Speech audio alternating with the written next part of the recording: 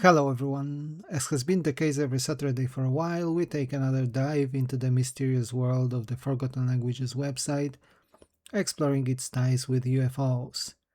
Today we are going to study the topics of why are the aliens interacting with the Earth and how would or should official disclosure look like.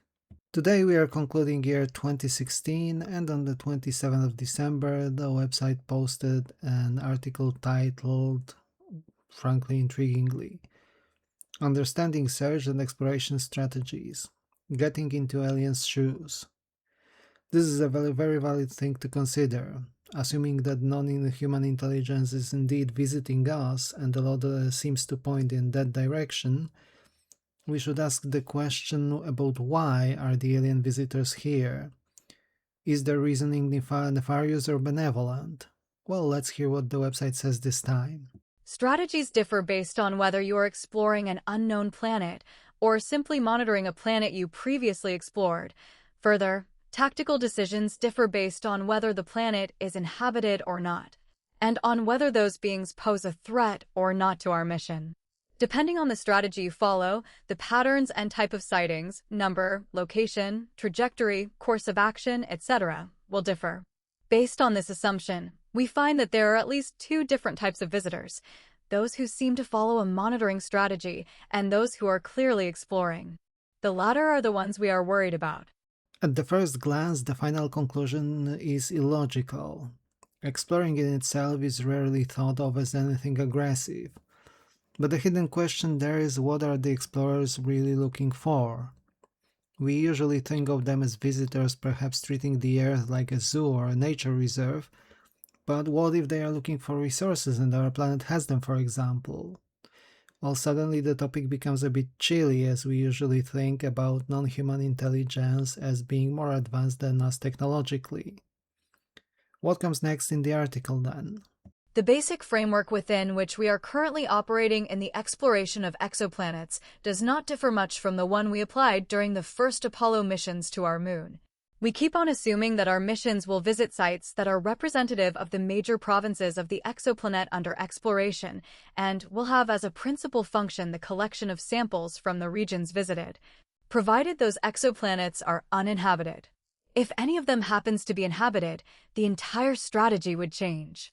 But it will be too late. Those visitors that are clearly exploring our planet have defined type sites, that is, sites that contain features that are unambiguously representative of the individual processes they are investigating. There is an intimate coupling between the mission capability and the site selection. The choice of North America and Taami Desert sites, and the absolute lack of type sites in Europe, can be explained by that logic. The recovery of object denied in Texas fits into that exploration strategy, while the sightings over denied and other nuclear waste sites do better fit into a monitoring strategy, rather than a pure exploration strategy. Furthermore, the confirmed use of some kind of muon tomography by recovered object denied clearly matches what you should expect for a nuclear site monitoring probe.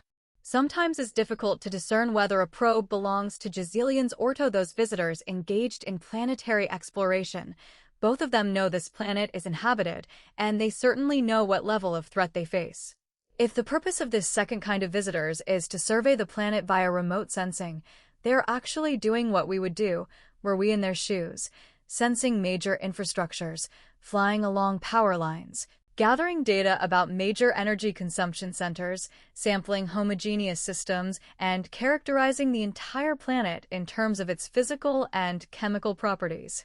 The multiple vectors of origin could easily explain different motivations of various alien beings.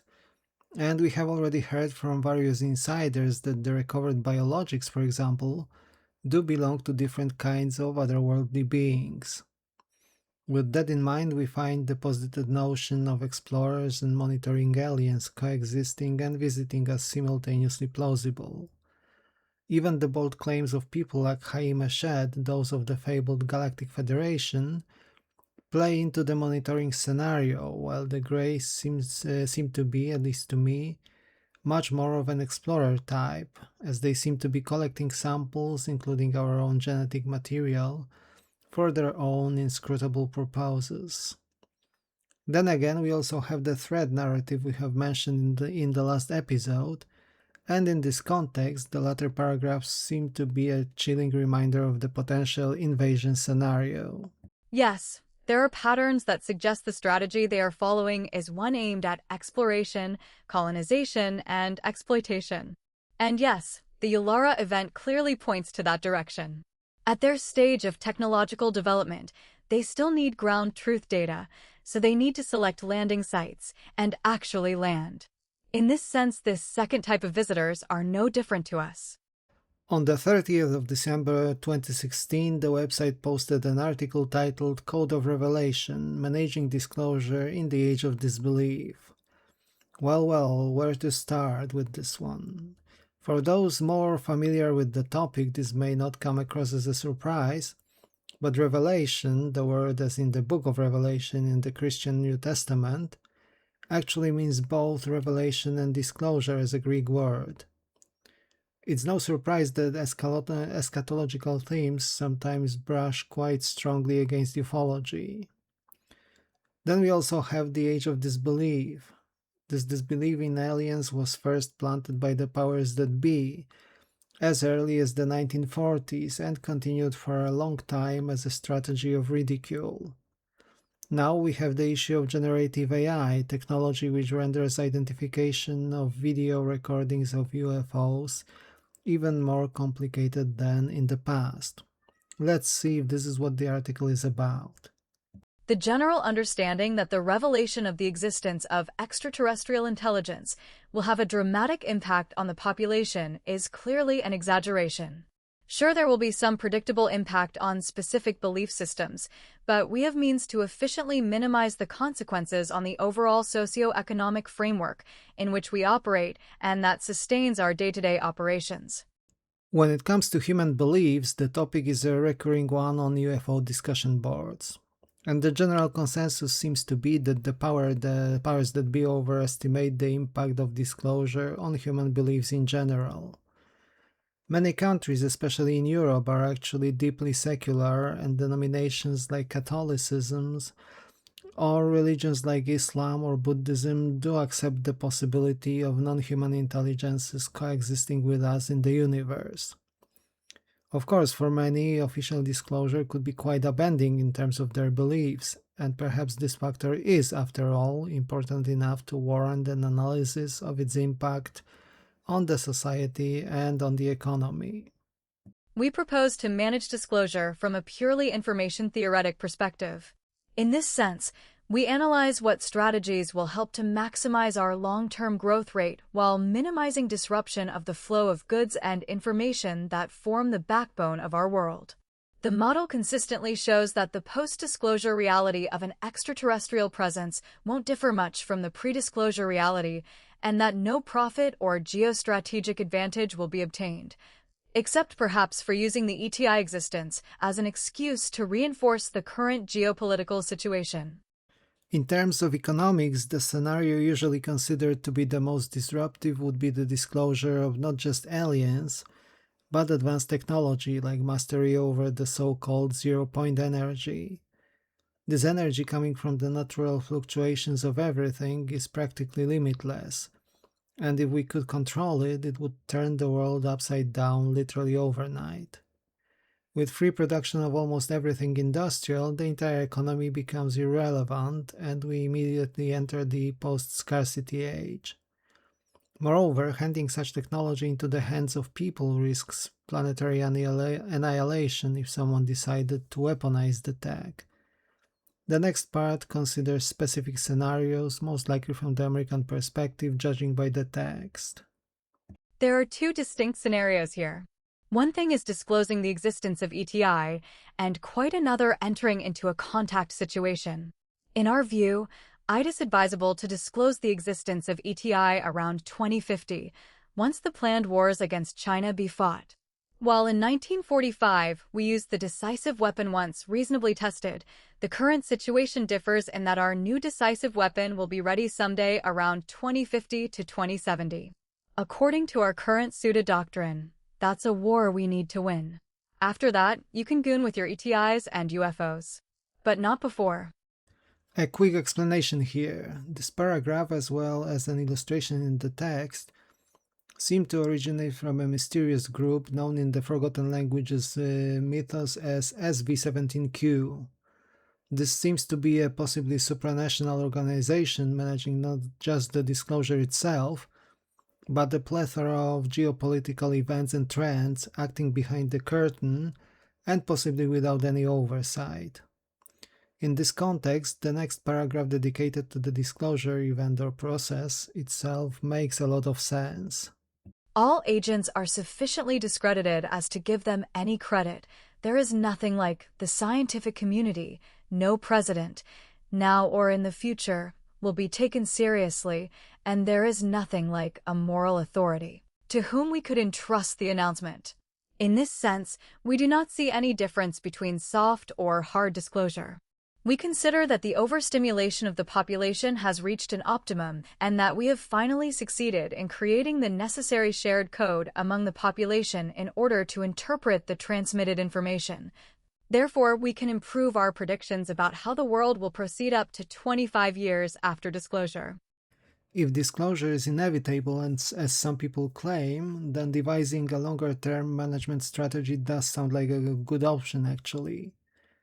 The more accurately we can predict the behavior following such a seismic event, the easier everything becomes in the post-disclosure world. I find the next paragraph also interesting as it discusses what seems to be the most likely scenario, the one in which the world decides to announce disclosure but our non-human friends refuse to show altogether. There is only one possible scenario, that one in which the ETI does not manifest itself. Under this scenario, we can present the information about their existence according to the shared code. We need to show unambiguous evidence of their existence, and we need to explain how that evidence was obtained. Furthermore, we need to clearly depict what methodology was applied to reach a consensus about the validity of the evidence. And we need to contextualize this evidence and the consequences as per our goals of minimizing any damage to our current worldview. In this scenario, there is the obvious risk of a question from the people: why should we actually believe this? And where is the evidence? Just because you are telling us, why should we accept it? Add to this the fact that in most of the Western societies, at least, the trust in governments is already at a historic low, very much in most places. However, if what the UFO whistleblowers have claimed is correct, and the governments are in possession of evidence or even proof that is crashed or landed UFOs and biologics or alien bodies, we are talking about something completely different immediately. Something like this would be an irrefutable disclosure. According to our models, disclosing the extraterrestrial reality will have no real impact on the current prevailing worldview of key decision-makers. The impact on worldwide economy is estimated as a mere 0.14 to 0.15% contraction in worldwide trading. The recognition of ETI existence is not considered essential information, and even a full disclosure will be considered by the population either as suspicious or partial. In any case, we are confident disclosure won't be that transcendent moment in human history some people suggest, nor will its implications mean a threat to the current geostrategic status quo. There never were any transcendent moments in the history of humans we are aware of. Well, that is also a possibility.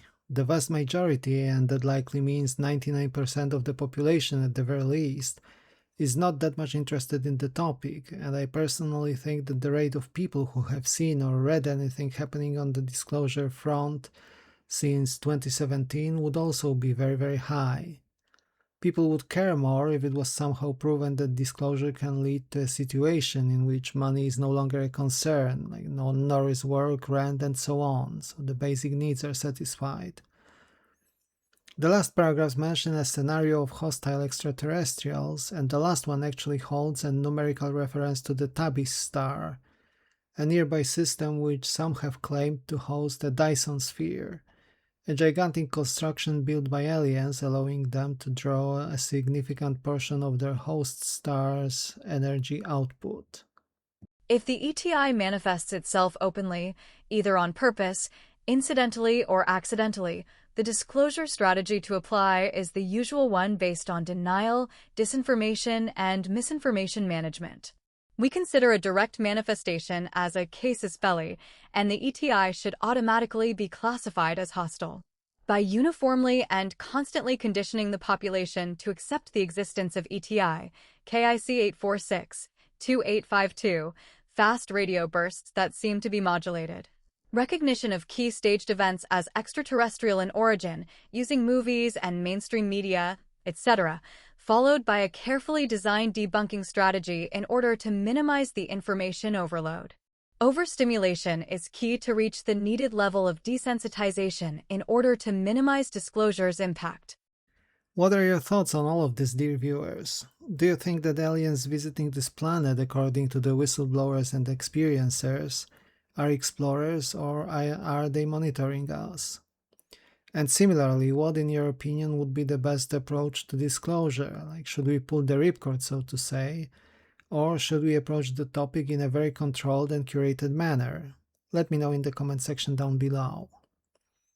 And we have thus concluded year 2016 with Forgotten Languages, and I would say season 1 of this series. The latter part of the series so far already had some crazy directions, just to mention the Ulara event from March 2016. But stay tuned, because for many people 2017 was really the kickstart of disclosure due to the publication of declassified UFO videos by the New York Times, and 2017 was also the year when Forgotten Languages started flying off the handle with its more mysterious articles, and that comes soon. Today, thank you for watching. It would mean the world to me if you could like, subscribe and share the video, as this helps spread the awareness of the UFO phenomenon, and I will be back with you in another video very soon. Take care.